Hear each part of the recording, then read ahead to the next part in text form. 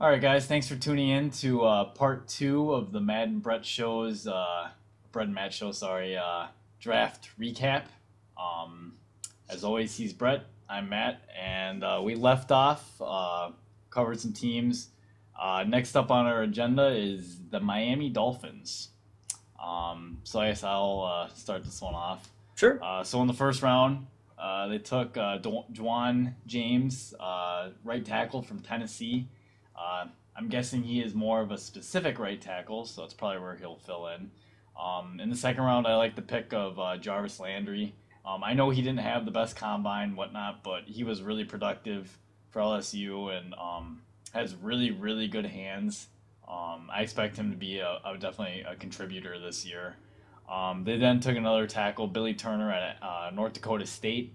Um, a little bit more unknown guy, just from a smaller school, but I know he had some people that were pretty high on him too.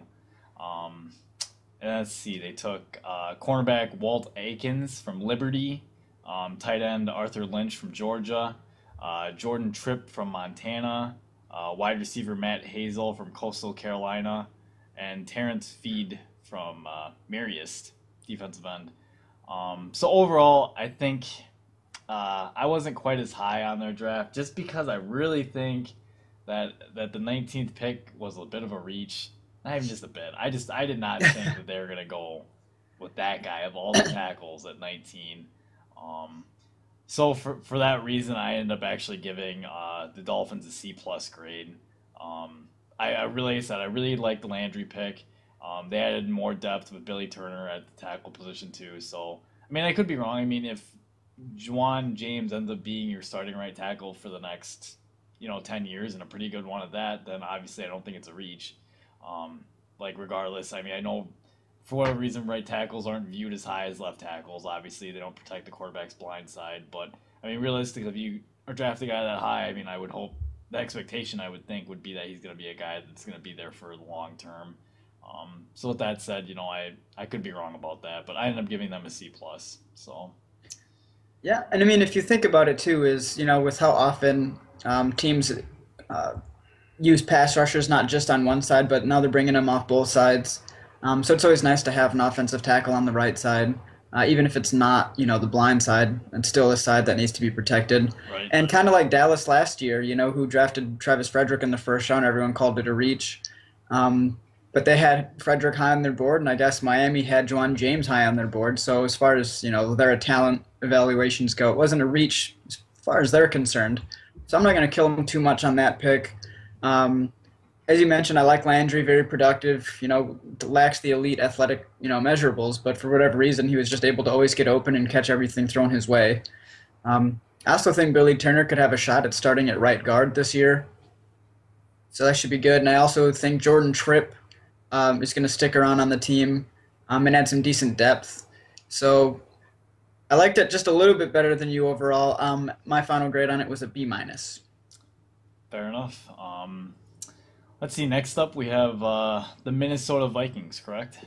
Yes, All sir. right. So I'll let you start it off with Minnesota. I, in my view, I think that the first four picks were excellent picks. Called the Anthony Barr to them off screen, not recorded, damn it, but called it. I like him. They need some athleticism at linebacker.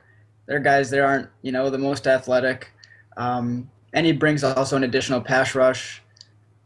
They're also aggressive and traded back into the first round, to get Teddy Bridgewater at 32, jumping in front of Houston, assuming they thought Houston must have been interested in him at the top of the second round. Many feel his size and arm strength are limitations, and he won't likely be called to start on right away, which I think is a positive because it'll give him a chance to gain some weight, add some strength, and work on his technique and everything, so he can get more power behind his throws. And I think Scott Crichton, who was their pick, the third pick, is a relentless motor on the edge and can even slide inside on the nickel packages and play some defensive tackle if they need him to. And I think Jerick McKinnon was a pretty solid pick too. A superior athlete that provides, a lot of depth at running back, considering Adrian Peterson's really the only guy now that Toby Gerhardt's gone. So that's a nice piece. And if only if the one defensive back sticks, they drafted, let's see, one, two, three defensive backs later in the draft. if only one of them sticks, they'll have a pretty solid secondary. So I was actually pretty high on their class. I gave it a B plus. Wow. Yeah. Fair enough. Let's see. So yeah, I mean, you kind of hit on the Anthony Barr pick. I mean, not sure how on earth you saw them taking Anthony Barr, but that's who they ended up taking. I mean that could end up being a pretty good pick. The Teddy Bridgewater pick, I like trading back up and getting him in the first round. I am said I from a pure quarterback standpoint. I mean, I think he was probably honestly the most pro ready quarterback. He makes the best reads and has probably the better mental makeup as far as that kind of stuff's concerned. And having a good offensive line, decent receivers, and Adrian Peterson as your running back, that should all really help him transition to the pro game pretty fast, I think. I like, yeah, the defensive end Scott Crichton from Oregon State. I like that pick. The running back, Jerick McKinnon, underrated guy. I think just, as Adrian Peterson's backup, that could be nice. And they did lose, oh boy, can't think of his name, bigger guy, Stanford. Gerhardt? Gerhardt, that's his name. They did lose him too, so they need someone to back him up. Um, and then even getting the guard David Yankee, I mean, in the fifth round, that could end up, he could end up either adding some depth to the line or maybe if he had to step in, he'd be able to do that as well. So overall, I was actually pretty pleased with their draft as well. I actually gave them a solid B. Huh? So Not too shabby. Next up, New England Patriots. Patriots. Yeah, what do you think of their draft? Guess I can start with them. So the Patriots with the 29th pick took, I think, a little bit of a flyer on Dominic Easley, who has torn both his ACLs and both Yes. his legs. When he's healthy, he's an impact player. Can make a lot of plays. Has a really good first step, but I mean, yeah, I mean, you're banking a lot on that guy with two ACL tears in his profile. But then they took at pick number in their second round, pick 62. They took Jimmy Garoppolo from Eastern Illinois. Um, Once again, I mean, I guess Brady's not going to be around forever. Um, it's almost a little different though in terms of like if you look at how Denver went about their draft and how the Patriots went about theirs. Like Denver is trying to add pieces to win now, and some of me partly wonders if the Patriots are trying to build maybe a little bit for their future. Obviously, you can get a really good player in the second round, and they used it on a quarterback who's going to be backing up Brady. I mean, obviously, building for the future is important. I guess they're assuming Ryan Mallett probably won't be there after this next year, would be my guess. Um, they then took center, Brian Stork from Florida State. Um, Took James White, running back from Wisconsin. Um, I know you were high on the James White pick. For me, it's a little bit of I'm not quite sure where they're gonna use him. I guess, um, like Ridley, if he could ever just shore up his fumbling issues, he would be a really good running back. But he seems to put the ball on the ground. Um, I honestly, I'm not really overall sure all of their running backs. So maybe James White will get an opportunity there. Overall, I'm just really not sure about their draft, and I actually gave it a solid C. And that grade could change. Dominic easily could have an impact theoretically. Maybe 4 years down the road here, Tom Brady retires and Jimmy Garoppolo ends up starting. Like that all of a sudden, yeah, that's gonna all of a sudden change that grade that I just gave them a C. It should really be a lot better because they got their quarterback of the future in the second round. Um, but yeah, well, it'll be interesting to see what ends up happening with that. What'd you think? Um, I think we actually ended up giving them the same grade. Yeah, I gave them a C. Easily some do think that he went early, but I guess word is Seattle was targeting him at 32, which is why you saw Seattle trade out of that spot Makes at sense. the end of the first because their guy was gone, so they traded down. So I mean, taking him at 29 when another team's looking at him at 32 must not be too much of a reach. And great interior pass rush guy. Um, and we mentioned, Brady's probably only got a couple years left. He's older than, what is he, 35, 36, something like that. So he's a lot older than I, for some reason, picture him being. Maybe it's because he's such a pretty guy. I don't know. Um, And then, you mentioned James White. You're not sure exactly what he's going to be doing, but Stephen Ridley and Shane Vereen are both in the last years of their deal. So who knows what New England will end up doing, but he gives them an option where they don't have to re-sign both of them.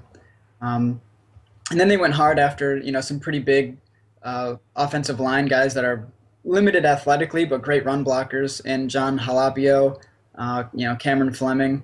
Um, and I'm not sure they start right away, but it seems to be that New England might be going towards more, focusing on some run, making sure that's a part of their game, and those guys should help out in that aspect at some point in the near future. But yeah, like you said, it's kind of hard to tell exactly with this group, so I ended up giving it a C as well. Fair enough.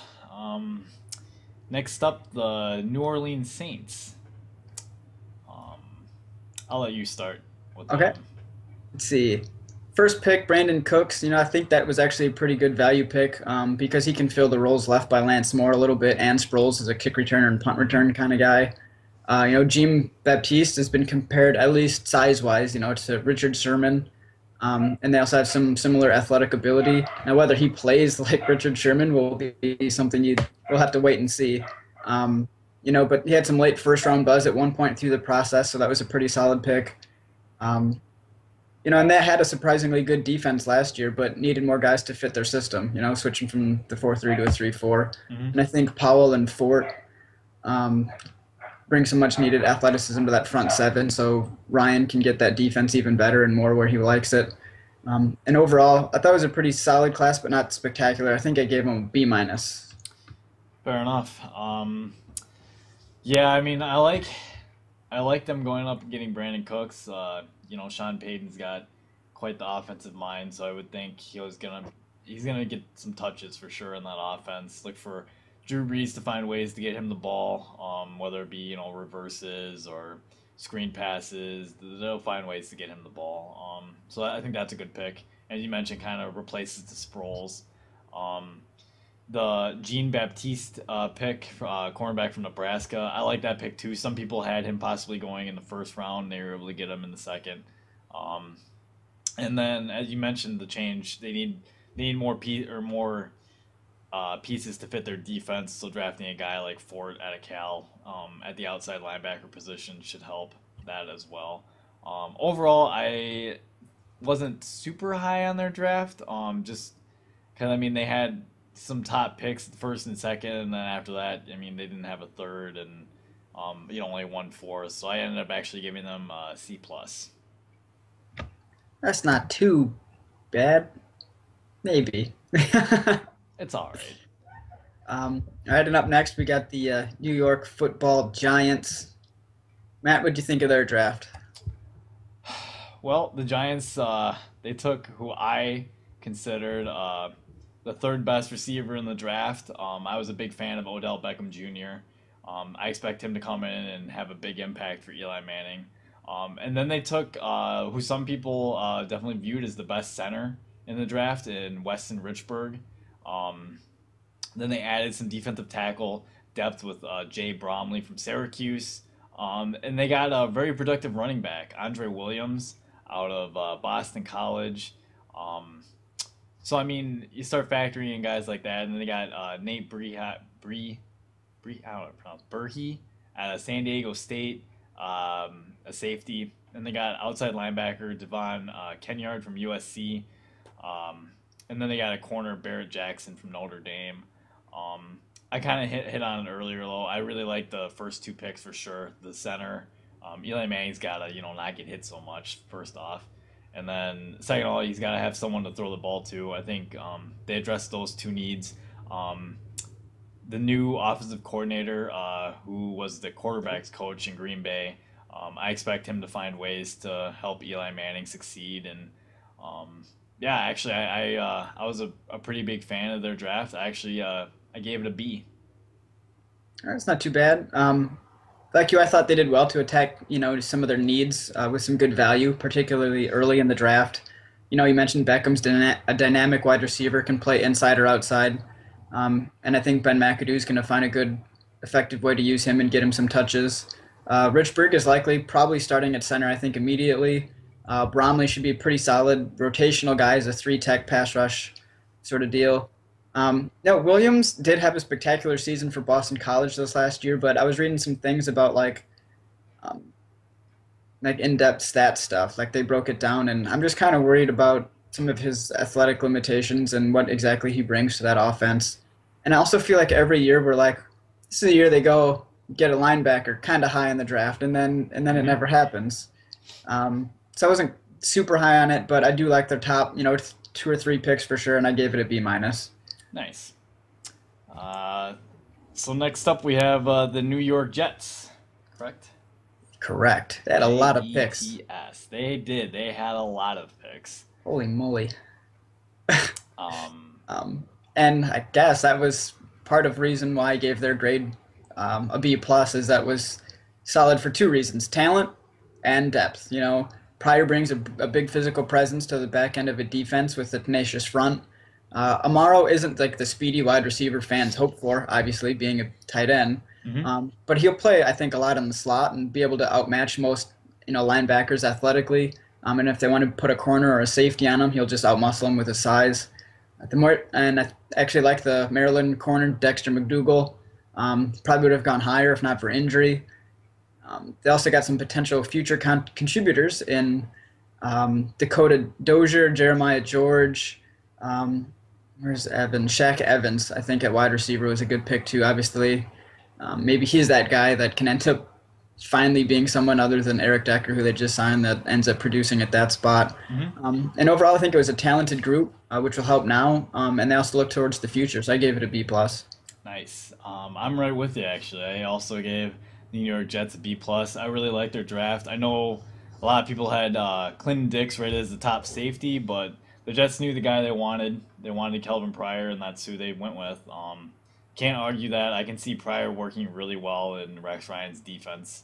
And then to get Jason Morrow in the second round, I like that pick a lot as well. I mean, you kind of hit on. I mean, not the receiver, but I mean, you just gave Geno Smith a really reliable pass catching tight end to go with. Yeah, from head to toe. I mean, even some of their later picks. I even like the Taj Boyd pick in the sixth round as a guy that you can maybe develop, and he has for getting a guy with I don't know for as much production as he had in the sixth round. I think that's good value. Right? And they might be able to stash him too on like the practice squad, with Definitely. Vic and Gino being obviously one and two. Hmm. So maybe they can stash him there, and if he can learn and develop, who knows what his future holds for him. But he's got some potential. Definitely. So yeah, I mean, like you said, I ended up giving the Jets a B plus as well. So All right, cool. Next up, Oakland Raiders. Oakland Raiders. So Matt, late what'd you start. think? I can start with them. Let's see. So I gave the Oakland Raiders a pretty good grade. Actually gave them a B plus as well. I love the Khalil Mack draft or pick. They didn't have to go up and get him. They just let Khalil Mack fall to him, and all of a sudden, they ended up with what some people had as the number one pick in the draft, depending on who you talk to. I mean, Khalil Mack's definitely a talented guy. And then in the second round, they go and they get the quarterback. I mean, a lot of mock drafts, anyone you looked at said that Oakland really liked Derek Carr, and they were able to get him too in the second round. So, he isn't that the another guy. Doesn't have the pressure to start. Matt Schaub's gonna be in front of him. He doesn't have that all of a sudden worry he's got to start. Gabe Jackson out of Mississippi State's a guy that can you can put in there and he'll be a number two, or he's a guy you can put in. He should be a starting guard. Um, and they added some depth on the defensive backside with Keith McGill out of Utah and Travis Carey from Ohio. Overall, though, I mean, just looking at the top of their draft, I mean, Gabe Jackson, Derek Carr, and Khalil Mack, I mean, all guys that should be starters, hopefully for a long time in the league. Um, Whether Reggie McKenzie is there and the coaching staff is there to see how this plays out, they might not be, but they did a good job, I think, getting value, building for the future, and I think a lot of these guys, especially like Khalil Mack and Gabe Jackson, are able to be have an impact on this upcoming season for sure. Yeah, I mean, I thought Raiders management made a great decisions all weekend, pick after pick. Um, for once, I think in the most recent history of my mind, they're actually making smart choices consistently. Hmm. Mack's going to be a beast near the line of scrimmage. And he complements the recent veteran signings with some youthful explosiveness. Carr only went 32 picks after I had him projected, so I mean, obviously, I think that's a great deal. Gabe Jackson probably could start at left guard this year. Mhm. Justin Ellis, the defensive tackle, is just a mountain of a man. He's giant, you know. Um, and one, if not both of the corners, Keith McGill and Travis Carey, could end up being starters someday for this team. Um, and I even like the last pick. He's a long, rangy safety, and he's going to get to learn, his first year under a guy like Charles Woodson, who, is a pro's pro and has done a lot of things right in his career. So he's got a good, mentor and someone to develop him. And I ended up giving their draft. Loved it. Gave it an A. Nice. Gave him an A. One of the A's going out. Next up, we have the Philadelphia Eagles. Yeah. Let's see. I don't know. I kind of view that Smith was probably a little bit of a reach. Hmm. But they did switch to the 34, and Smith's going to be an athletic edge rusher who can pressure the quarterback. So I mean, it was a good fit. Might have been a little early, but I mean, you can't risk trading back if you like a guy, and then if he gets taken, well, now what do you do? Right. And Matthews is a bigger receiver that I think the team probably needs. Was ultra productive at Vanderbilt in the SEC. When he's playing for a team that's probably got less talent on it than everyone else, he was always being productive. Hmm. Jalen Watkins is a versatile defender. He can play corner or safety, but I'm not sure he'll ever become a starter. But that's always some solid depth. And then you look at a guy like Bo Allen, who's a big space eating one tech, limited pass rush ability, but he should be able to help him in the run game. So he probably limits himself to like first and second down more often than third down. But hell, I mean, getting a guy with any sort of role that late in the draft is pretty solid. So I gave their draft a B. Nice. That's fair. Um, so I ended up giving Philadelphia Eagles B minus actually. Um, I like their draft. It was a good draft. The Marcus Smith pick for me was a bit of a head scratcher, but you kind of hit on it. I mean, they knew who they wanted. Um, and then they kind of helped themselves, I think, by drafting Jordan Matthews in the second round. Um, if anything, in my mind, I would have seen Jordan Matthews going maybe higher instead of Marcus Smith, but nonetheless, they got them both. So not really, uh, no harm, no foul, I guess. Um, I think that Josh Huff, he could end up being another receiver. I mean, obviously, Chip Kelly knows him probably pretty well. Yeah, So and the guy they took later too, Taylor Hart, Taylor the Hart, yep, defensive another end. guy out of Oregon. And then Ed Reynolds, I mean, the guy from Stanford. Obviously, Chip Kelly probably knows a little bit about him too. And they took Bo Allen. I mean, so I mean, yeah, I mean, overall, I mean, I thought it was a good draft. By no means did I think it was super outstanding, but I mean, it wasn't bad either. So, And yeah, I gave him a B minus. I think it's just interesting to note that some buzz, pre-draft stuff was going around, and Chip Kelly worked out Marcus Smith after the pro day, spent some extra time with him, and he did the same thing with Cody Latimer here at Indiana. So it's kind of interesting that with Cody on the board at 42, they ended up, going with Jordan Matthews instead of a guy that they stuck around with and got to, know extra information on. So I just thought that was interesting. After the Marcus Smith pick, I was like, oh, well, this will be Cody Latimer's spot at 42, and well, they went with Jordan Matthews, which obviously they like, but it was surprising to me a little bit. That's fair. So next up, we have the Pittsburgh Steelers. Yes, sir. And I guess I'll go first. I like this group for the simple fact that it adds speed, something that I feel like we've been saying Pittsburgh hasn't had in a while. A lot A of lot of speed. youth too. Shazier and Richardson inject some athleticism on the aging defense, while Tuitt's going to add some pretty solid size and production. Archer and Bryant, I think, are kind of mostly at this point in their careers one-trick ponies, and that they mostly just are able to use their speed for things which might not work quite as well in the NFL. But Bryant should still be able to, at least even if he's just running streak routes, at least kind of open up some defensive or offensive stuff underneath for other guys.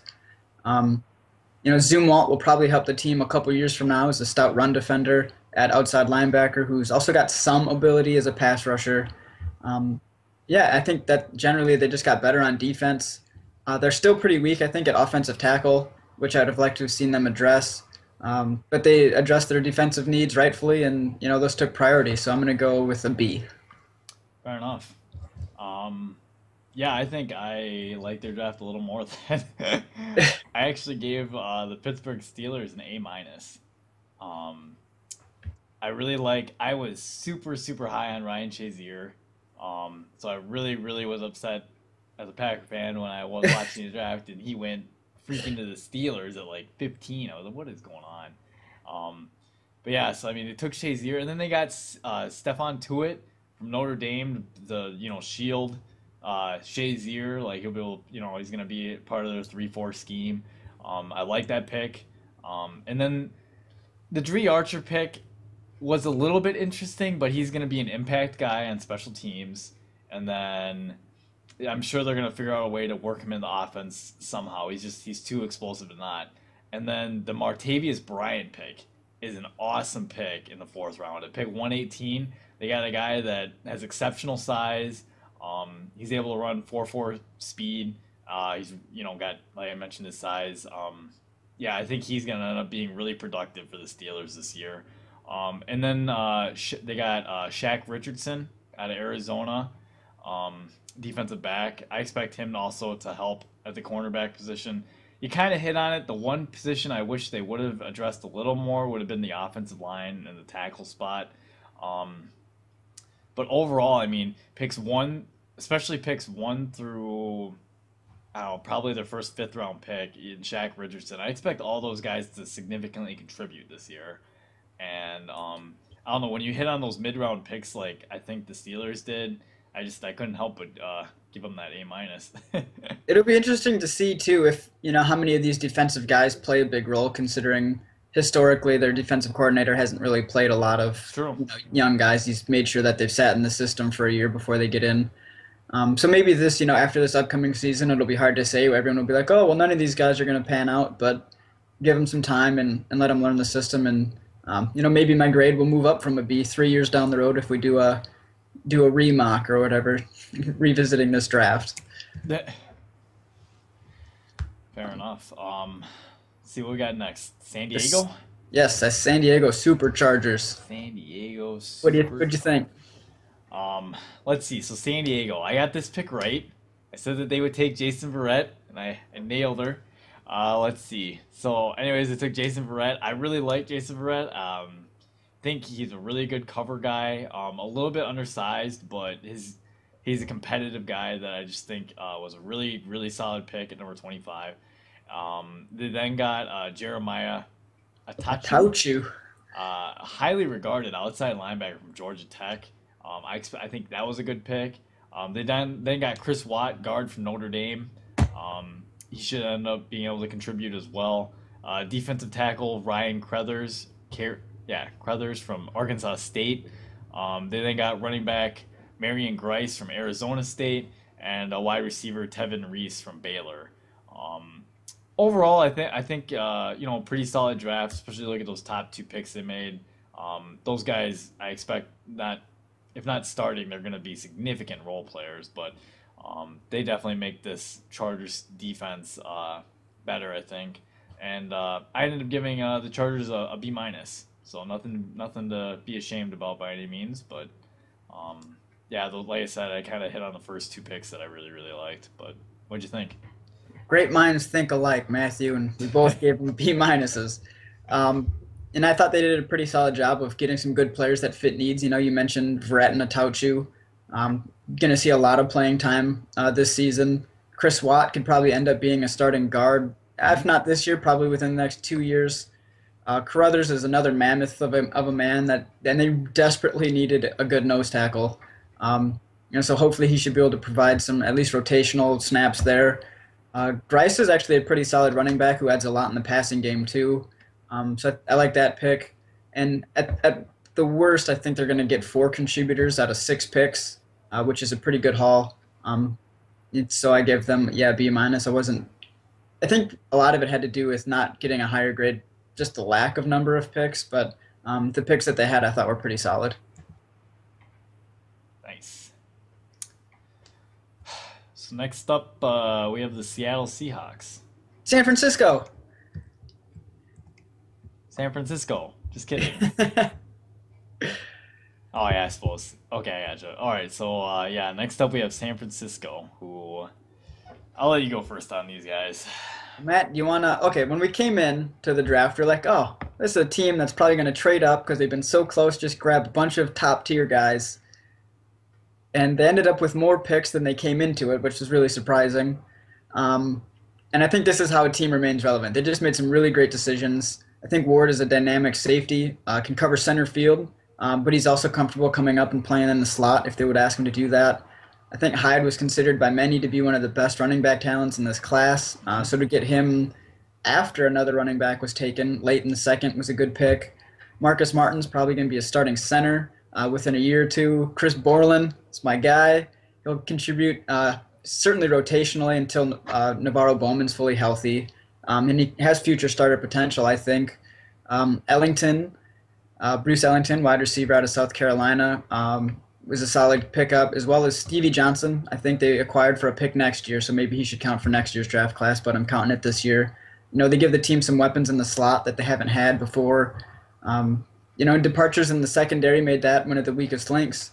But, as long as one of the later round additions, they got Keith Reeser, Kenneth Acker, Dante Johnson. If even one of those guys pans out, and I'm thinking it'll be Johnson, that'll make their secondary pretty solid overall. So San Francisco found, I think, a lot of value for this year as well as for the future. I gave their draft an A. Yep. Which stinks because they always beat us in the playoffs. Just been a thorn in Green Bay's side. They're getting an A. You gotta like Jimmy Ward pick, and you can't even really Buchanan went in front of him. I mean, the top three guys were already off the board. I mean, Jimmy Ward's a guy you can stick in the slot and he can cover the slot receiver if need be until they're ready to transition him to safety if they want, or maybe they just decide to keep him at corner. Who knows? They got arguably the best running back in the class in Carlos Hyde. They got an instant starter who I would think would be the starter, and Marcus Martin at center. Chris Borland's a guy that's just, if he doesn't get an opportunity to play because of Bowman and Patrick Willis, he's going to be an impact special teams guy. They then are able to take a flyer on Brandon Thomas, who, unfortunately for him, hurt himself. He's the one that got hurt with the pre-draft injury, I believe. Isn't he? Is he the guy? I'm pretty sure he's the guy that tore his ACL. Might have. Let's look it up. Yeah, I'm Continue on. I'll look it up. I'll stat check you. Maybe I'm just full of it, but either way, I mean, they got a guy that's pretty much going to redshirt next year, and it's not a big deal. Like, he's going to be possibly an impact player later. Then to get Bruce Ellington in the fourth round, when a lot of years a guy that covered with his kind of speeds, probably a second round guy. They get him in the fourth round. You mentioned some of the defensive backs, and then get one of those guys to stick, and then to top it off, they took probably the draft's best rated fullback in the seventh round for what fits what they want to do. So I mean, there's no question about it. 49ers got an A. I like their draft head to toe. I mean, it's a good draft. They gotta feel real happy with what they did. Definitely. So now up next we got the Seattle Seahawks, Super Bowl champs, team San Francisco's competing with in that division. I thought I was jumping the gun, getting excited about the Seahawks. What did you think of their draft? Unfortunately, I did not give it the super outstanding grade that San Francisco got. However, I will say this about Seattle. Seattle is probably the best team when it comes to drafting and developing guys that they want to fit their system. So just because I'm a bonehead over here and gave them a C for their draft grade, you know what's probably going to happen? 3 years down the road, these guys are all going to be impact players in their system. I'm going to look like a fool. But I get it. Like you mentioned, the pick that the Patriots stole their guy kind of in front of them. You mentioned that. I mean, they traded down after that, and then they traded down again, and they traded back a lot. They took Paul Richardson, who is a pretty fast receiver. You'd like to think that between him and Percy Harvin, other teams are going to have to at least keep their safeties up. I mean, they took Justin Britt to, I think, add depth at the offensive line. I don't know if he's gonna necessarily be a starter. Um, just they took, like, I was just looking at their draft, and they took guys that fit what they want to do probably, but just as far as being rated, we're just I mean, I'm just having a hard time looking at some of these names and being like, oh yeah, plug that guy in. Um, Kevin Pierre Lewis, Boston College linebacker. I mean, he might see some rotation time and whatnot. I will say they did take Eric Pinkins, safety from San Diego State. I think you text me actually, really big kid that runs really fast. um, so I mean, he's the guy they're gonna develop, I would think. But yeah, overall, I gave the Seahawks a C for the draft. So Yes, I will agree. Um, and I think they must be pretty comfortable with having us run for his life because they didn't do a very good job of fortifying the barrier that is his offensive line. Unless maybe Justin Britt is good enough to start at right tackle and they can slide Michael Bowie down to play guard, or maybe one of them can play guard. I don't know, but their guards weren't very solid at all last year. But you got to appreciate them adding some speed in Richardson on offense and uh, defensively with Pierre Lewis, who I mhm. think is a pretty good fit for them. And then Cassius Marsh, their defensive end, should probably be able to play a little bit more of a run stuffer than pass rusher, I think. But he's going to make an impact on this team eventually. It probably won't be immediately. Um, but yeah, like you said, it's hard for us to like sit here and be like, ah, I also gave them a C, by the way. But they do seem to just get guys that fit their system and they play well and they've been doing well with them. So they must know something a lot more than the rest of the world. Exactly. Um, so next up, the St. Louis Rams. Yeah, by the way, that Eric Pinkins guy, 6'3", 220, runs a 4.44 and had a 39-inch vertical. So that's just a big, fast man that's back there waiting to take somebody's head Waiting to off. blow people up. But yeah, we got the Rams. Um, they got better up front, obviously, with their first two picks. Greg Robinson um, is going to start immediately, I think, at left guard. Aaron Donald, the number one defensive tackle in the class, solid pick up there at 13. I think Joyner's going to be a solid playmaker on the slot slash free safety, a little bit like Teron Matthew can do. Trey Mason is a great value pick in the third for a team that lacks a lot of quality running back depth. Maurice Alexander and EJ Gaines are some pretty good depth guys who could become hmm starters or at least quality rotational pieces. Alexander, Uh, I think, could be a starter. I think he had some troubles. I think he got like suspended from Utah State for a whole season. So maybe he's got to keep his straight. But is that the kid too that was cleaning? He was like a janitor at the dome, Maybe. and now he gets to play there. So I mean, that's I guess kind of a cool story. Um, Garrett Gilbert, whatever. Van Dyke, meh. Um, and Christian Bryant, quite frankly, that Ohio State secondary was bad. So anyone getting drafted other than Roby was surprising. And then they took Sam, who, while it speaks to the team's openness, of accepting gay players, I think it's also just a good football move. Um, he's going to be a good special teams contributor, and I think he can help out with the pass rush if need be, if someone gets hurt, or if they are just going to use different rotations. So I like their draft a lot overall, and I gave it an A minus. Nice. Great minds think alike, Brett. I gave them an A minus as well. Um, yeah, you kind of hit on all the main points. Boy, their first five picks are just, I really like them a lot. Greg Robinson, the kind of division they play in. They need a big physical left tackle. They just got one. He's gonna kick in at guard, left guard. Sounded like to start off, but no matter where you add him, he's gonna make an impact. Um, then they get a guy like Aaron Donald, who is a luxury pick. I mean, at 13, they defensive tackle's not a huge need. All of a sudden now they have four first round draft picks up front. Good, oh my goodness. Then Lamarcus Joyner, defensive back from Florida State, and a lot of people were high on him. And then you follow up in the third round with Trey Mason, who I don't know. I thought I was a fan of. Auburn running back made a pretty big impact. He can split carries now with who is it? Zach Stacy, is that his name? Be able to split carries with him, and then you kind of touched on Alexander at Utah State. I think he has a guy, or a possibility to be a starter at some point in the league. And then, going through the rest of their picks, and the reason I gave them an A minus too is, besides those top picks all being impact kind of picks, I think getting Michael Sam in the seventh round is a steal, just straight up. I mean, I don't care what sexuality the guy is. I don't really care about that. He's obviously a really good football player. He was co-SEC Player of the Year on defense. I mean, the guy can play, and to get him in the second round is just like taking candy from a baby. Literally, it's just because the rest of the teams were like, we don't want to deal with this media attention. And yeah, I get it. Like, he's already had a lot of media attention for a guy that's a seventh round pick. Like, whatever. Like, it'll cool down eventually, and all of a sudden you're going to get a really good player who might come in and be a rotational guy and be able to get after the passer. Or, if someone goes down with an injury, I mean, obviously I don't want anyone to go down with an injury, but if something were to happen, he can fill in and hopefully contribute. So, yeah, A minus for sure for the Rams. We'll say one more thing about the Rams. It's up to Bradford. He's got to do it. This is his year. He's got to do it, or get rid of him. Gone.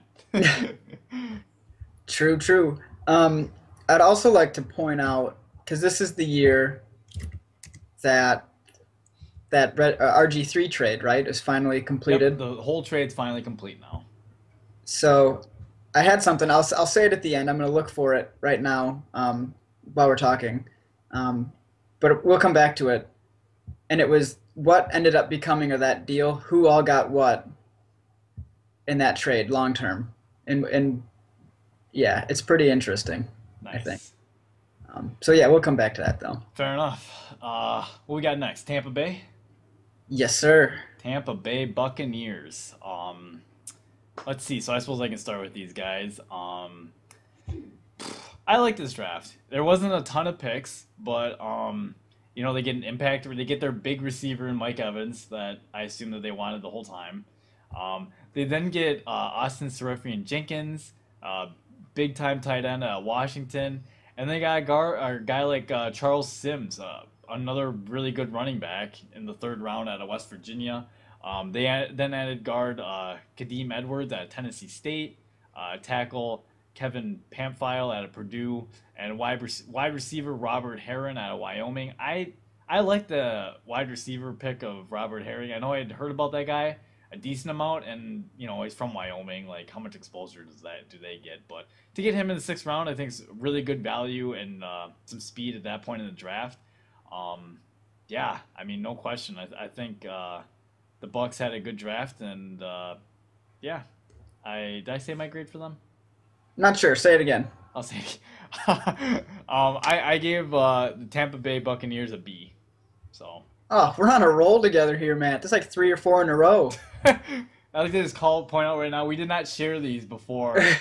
We did not share these before our podcast, so this is all new information for both of us. Obviously, they think the club thought their most pressing needs were on offense. I think every single pick was an offensive player. It's true, yeah. Looking at this now. But I think those first two matchups are going to be, matchup nightmare. Sorry, its first two picks will be matchup nightmares. Mm-hmm. Mike Jenkins is a 6'5" guy. Seferian-Jenkins, 6'6" guy to go along with the guy they have there now, wide receiver Vincent Jackson, 6'5". Basically, they'll just be playing basketball. Just throw up shots and let them come down with rebounds, and you'll be doing all right. Sims upgrades. I think the backup tailback spot, and we saw last year after Doug Martin get hurt, what that situation was like. Actually, I think everyone they had ended up getting hurt at some point. And I think Kadeem Edwards and Kevin Pamphile have one of them will probably get a chance to start at right guard as upgrades to Jamon Meredith. Yes, I mean, obviously not taking defense must mean they feel pretty confident, but with a new coach, Lovie Smith, who's always had great defenses, you expect them to kind of do that thing that New Orleans did last year, which is just by inserting a new coach, all of a sudden the defense plays better. I think he's going to have his guys ready to play. So, yeah, I ended up giving them a B for having some pretty solid offensive talent taken throughout the draft. Nice. Next up, the Tennessee Titans.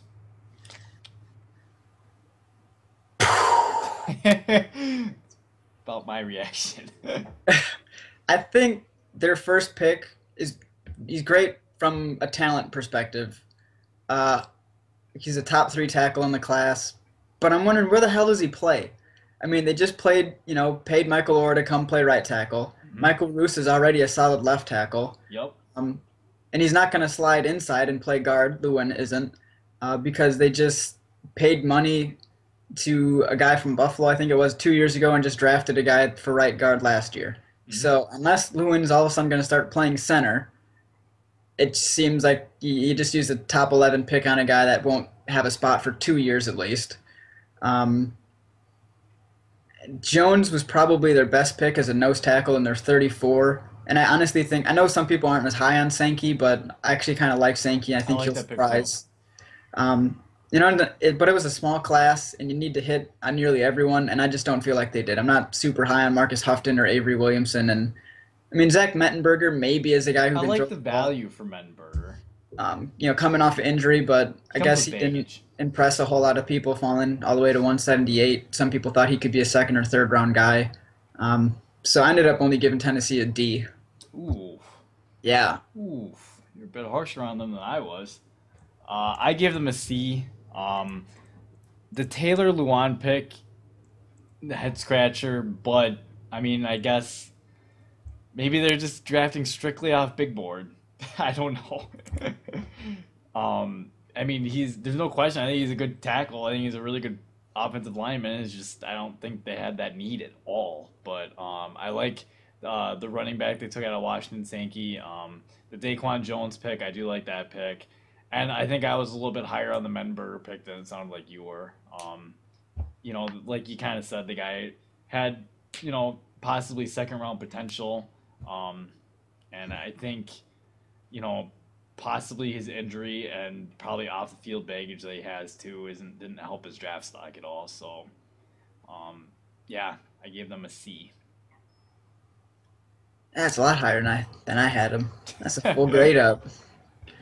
Actually, looking back through the all my rankings, I had Tennessee as the worst ranked class, even worse than the Colts, which is Really, I had the embarrassing Colts. I had the because Colts the worst freaking Colts were my class. second to worst class. But yeah. Um, anyway, moving on, we got our final team here, the Washington Redskins. What'd you think of this class, Matt? Well, let's see. Considering what they had to work with, I think getting Morgan Moses was a nice pick. Um, Trent Murphy out of Stanford, man, that was for me a bit of a head scratcher because I'm not sure where are they gonna kick him inside Must I because he's mean, or an maybe outside guy and they have a Rackpo and they have Kerrigan. I don't know. I guess they could have taken Chris Borland at that point, which would have made my grade a little bit higher on these guys. But no, that's okay. Instead, Borland can just play special teams. Not a big deal. Um, but getting Morgan Moses to shore up and help protect RG3, Spencer Long as well. Obviously addressing the offensive line was something that they wanted to do going into this draft as best as they could. Um, I gave the Redskins a C. I know believe they not. took your That's boy Ted Bosler, Ted Bolster, Bo, baby. yeah, out of Indiana. Maybe he'll come in Yeti. and catch passes from RG3. I don't know. um, Um, yeah, I don't. That Murphy pick kind of was a little iffy for me too, considering who they have, and I don't think at this point really. I mean, while he was successful in college, I don't think he displays a lot of the traits of high-end edge rushers. mhm. Um, Moses, I think, is a better pass blocker than he is a run blocker, but that's all right, especially with RG3 back there, and you got to keep him healthy. Since obviously this last season, I don't think he really played healthy at all. Right. Um, Spencer Long's a pretty good run blocker. Could probably have a chance there at right guard, matching up with Morgan Moses. And Bashad Breeland gives them a corner to develop, while D'Angelo Hall plays out his final years. Hmm. Honestly, I don't think he becomes anything more than maybe a number two. He's not really going to be a one. Maybe at best he could end up being a three even, which is kind of sorry. I didn't mean to sound so negative on the guy, but um, and I think that, was it Lachey C's trunk is interesting because he obviously had a really successful season with Baylor running. Well, hell, honestly, I guess he knows or what RG3's like. They've played together before.